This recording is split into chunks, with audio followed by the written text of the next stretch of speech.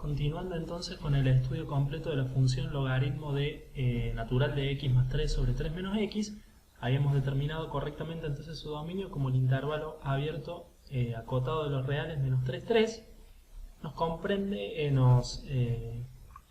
paso que sigue a continuación entonces es el análisis de los extremos de dicho intervalo. Como siempre pasa, al determinar el dominio de una función, debemos ver aquellos puntos que quedan excluidos del dominio, en el caso de que sean, por ejemplo, aquellas funciones que tienen como dominio todos los reales excepto algunos puntos, analizamos, tomamos límite en esos puntos excluidos.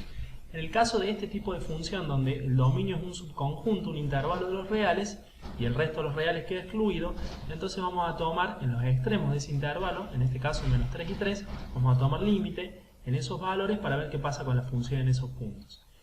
Tomando el límite en el extremo derecho de este intervalo, que es el dominio de la función que analizamos, x igual a 3, límite para x que tiende a 3 del logaritmo natural de x más 3 sobre 3 menos x, acá hacemos uso de la propiedad que nos dice que el límite de un logaritmo es igual al logaritmo del límite, o sea que podemos intercambiar límite y logaritmo, tomar límite directamente al argumento de la función y evaluar al final el logaritmo del resultado del límite. Haciendo uso de esta propiedad, entonces tomamos directamente el límite en el cociente.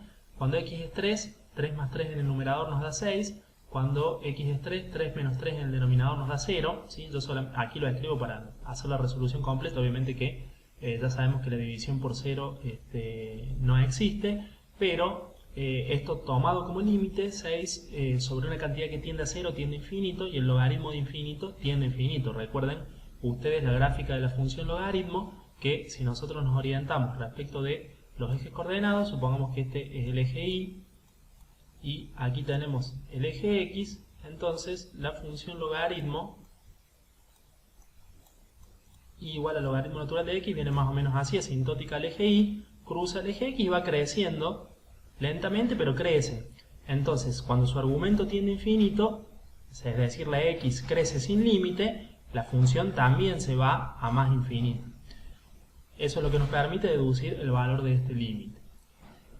Cuando nosotros analizamos los extremos del dominio de una función o los puntos excluidos, en el caso que sean funciones que tengan algunos puntos excluidos del dominio, en cualquiera de los dos casos, si el valor del límite en esos puntos da infinito, eso nos quiere decir que hay una asíntota vertical o polo en ese valor. En este caso, nosotros tenemos un polo o asíntota vertical en x igual a 3, porque hemos tomado el límite para x que tiende a 3 de la función bajo análisis y hemos determinado que ese límite da infinito. En el caso del otro extremo, que es menos 3, bueno, lo mismo, aplicamos la misma propiedad y para tomar el límite de un logaritmo es lo mismo que hacer el logaritmo del límite del argumento. Nuevamente, evaluamos el cociente, en este caso en el extremo izquierdo del intervalo del dominio menos 3 más 3 nos da 0 arriba, 3 menos 3, menos por menos es más y nos queda 6 abajo, o sea quedaría 0 sobre 6. Como un cociente con un numerador nulo es nulo, eso da 0 y al tomar el logaritmo de 0, de nuevo nos ayudamos con la gráfica, cuando el argumento, la x se va a 0, ¿hacia dónde se va la gráfica del logaritmo? Hacia abajo asintóticamente, a menos infinito. Entonces el resultado de este límite es infinito y es negativo, así como este de acá, si bien no les puse el límite, el signo, perdón, es positivo si vemos el comportamiento de la gráfica de la función logaritmo. Entonces tenemos los dos límites en los dos valores extremos del dominio y concluimos que hay asíntotas en ambos porque dan infinito.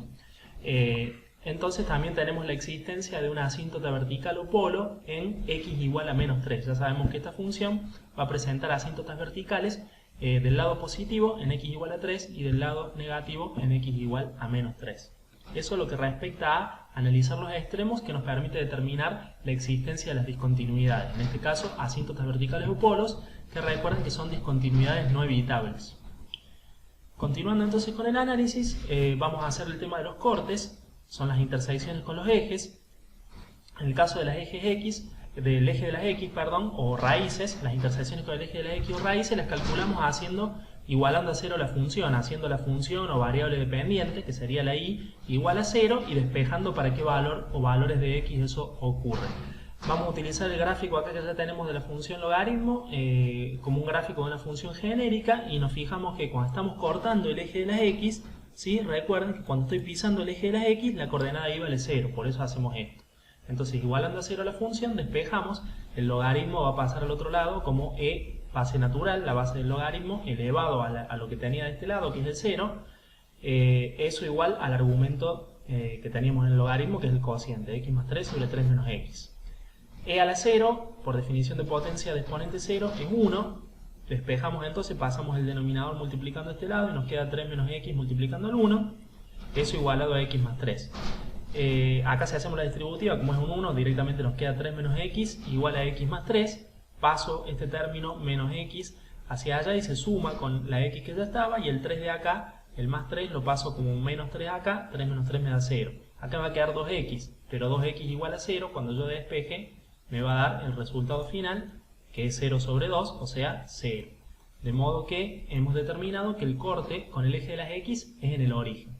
Si hacemos lo propio para el corte con el eje de las y, que es la ordenada al origen, con el mismo razonamiento similar al que hemos visto, en este caso la función logaritmo se va pegando asintóticamente el eje y, no lo corta, pero imagínense que tenemos otra función que sí corta el eje y, supongamos que sea esta. Cuando estamos pisando el eje y, la coordenada x vale 0, entonces con un razonamiento análogo al que usamos recién, haciendo 0 las x de una función, calculamos la función valuada en 0 o la y de 0, y esa es la ordenada al origen o el corte con el eje de la y.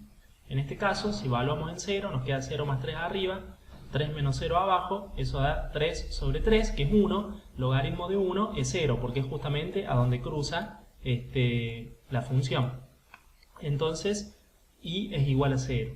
Y eso nos dice que el corte de esta función, el eje de las y, va a estar también en el origen, lo cual es lógico. Si nosotros determinamos uno de los cortes con los ejes, ya sea el x o el y, y nos da que y está bien calculado, y nos da que es 0, obviamente que el otro eje también tiene que ser por 0, porque justamente en el origen, en 0 es donde los dos ejes se unen. Así que si el corte con el eje de las x es en 0, también va a haber un corte con el eje de las y va a ser en 0 también.